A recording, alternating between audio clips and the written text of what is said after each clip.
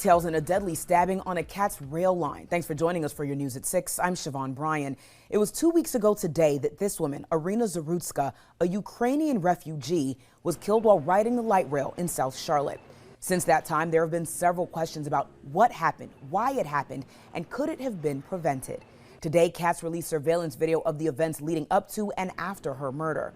And we want to warn you, some of these images could be considered disturbing to our viewers. We're not sharing images of the attack, but rather what led up to it.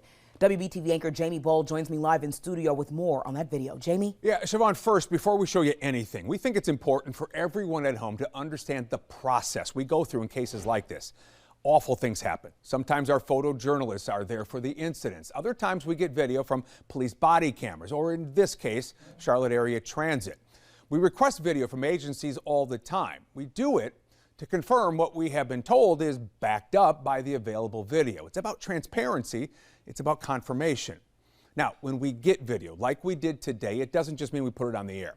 In fact, often we don't show it, or it's heavily edited, especially when it's violent and graphic. We ask questions of ourselves. Does this video show us something important?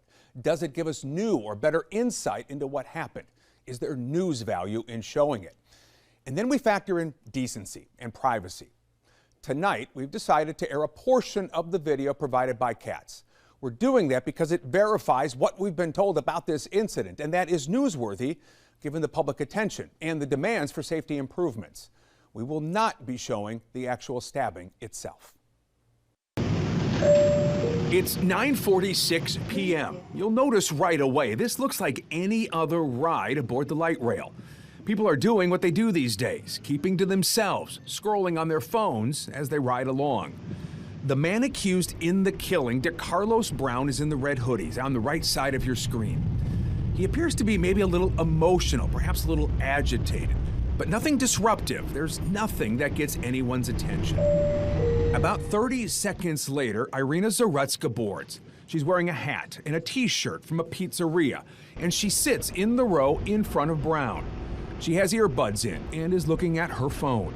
She too's just minding her own business. They ride along for around 4 minutes with nothing unusual happening. Then around 9:50 p.m., Brown reaches into a pocket. We've zoomed in on it here. He pulls out a pocket knife.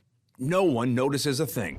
Seconds later, he would stand up, and from behind, unprovoked as we stop the video, he would stab the young woman several times.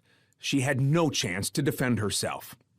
The attack was over in seconds, and when it was over, Brown walked through the train attempting to get off. Few passengers, if any, at first realized what had happened until they noticed drops of blood on the floor. 90 seconds after the attack, a bystander rushes down to begin lending aid to Zarutska. She would die from her injuries. 30 seconds later, 9:52 p.m., 6 minutes into the video, Brown leaves the light rail. The video here shows us just how quickly things happened and how difficult it would have been to prevent once he got on the train. And that is an important part to all of this. From what we've been told, Brown never should have been on the train. Authorities tell WBTV he did not buy a ticket. CAT says it is working on ways to keep fare skippers off mass transit. Siobhan?